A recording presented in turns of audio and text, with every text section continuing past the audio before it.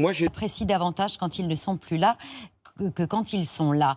Vous avez une popularité retrouvée, vous la savourez. La sortie de ce livre est notamment l'occasion d'une tournée. Dans les prochains jours, vous serez à Bruxelles, Épinal, Chambéry, Lyon et même à l'université d'Houston au Texas. Et donc, quand on est tout d'un coup désigné par un sondage, c'est le cas d'un sondage IFOP pour Paris Match, deuxième personnalité des Français, juste derrière Édouard Philippe et devant Gabriel Attal, loin devant Emmanuel Macron qui n'est que 25e, ça ne donne aucune idée de retour tout court, parce que l'entourage d'Olivier Faure, le patron du PS, est persuadé que s'il y a ne serait-ce qu'un trou de souris, vous allez vous y engouffrer.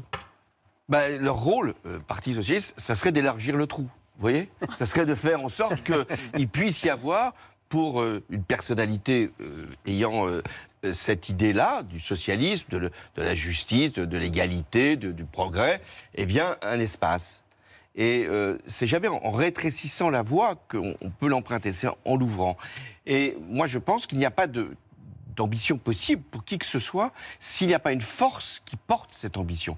C'est peut-être là la conception politique qui paraissait ancienne, mais que je crois encore tout à fait essentielle. C'est-à-dire que sans parti politique, sans organisation pour porter des idées, pour choisir des candidats, pour réfléchir à ce que peut être la France de demain, sans avoir un réseau à travers le pays, eh bien la politique se réduit effectivement à une affaire de popularité, de confiance qui ne signifie rien au moment où nous parlons. Qui débattent sur Public Sénat et ça commence à agacer ses concurrents. On a de nouveau ce débat auquel il refuse de se rendre. Moi, je suis consternée. Il aborde cette campagne de la même manière qu'il a abordé son mandat au Parlement européen, sans aucun respect pour les Français. Donc moi, ce que je demande aux organisateurs du débat, c'est de ne pas inviter le Rassemblement national à ce débat, qui n'est pas de représentation, sauf si la tête de liste daigne y participer. La dernière fois, c'est Thierry Mariani qui l'avait remplacé. La tête de liste doit y participer. À l'inverse, si ça n'est pas le cas, moi, je me poserai la question de participer à ce débat. Un peu de respect. Jordan Bardella, il pêche par quoi? Il n'a aucun intérêt à s'exposer, puisque sur les questions européennes, leur position est extrêmement confuse ou minimaliste. Confuse parce qu'il reste dans une forme d'ambiguïté. Qu'est-ce qu'on fait en Europe? Jusqu'où va-t-on?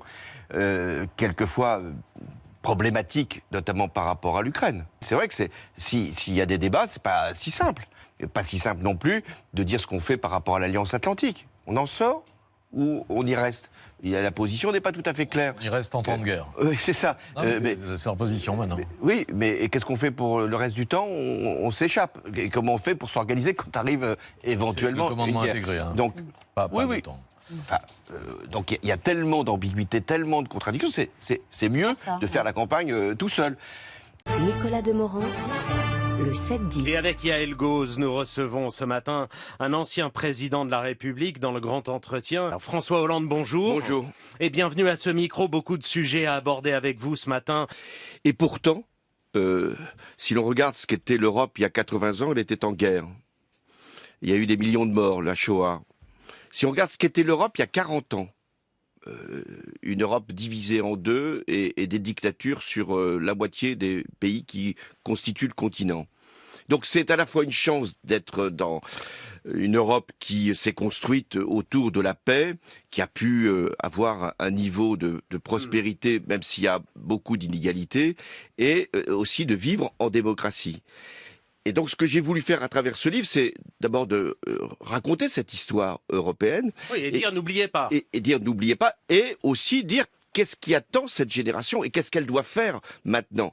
Préserver la démocratie sûrement, assurer une Europe puissance pour être respectée et notamment pour que la démocratie puisse avoir sa place, et puis enfin, lutter contre le réchauffement.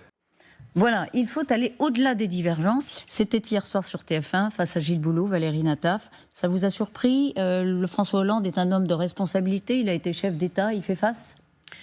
Oui, je dois dire que je pensais qu'il ferait au moins il aurait une réserve sur l'accord avec la France insoumise.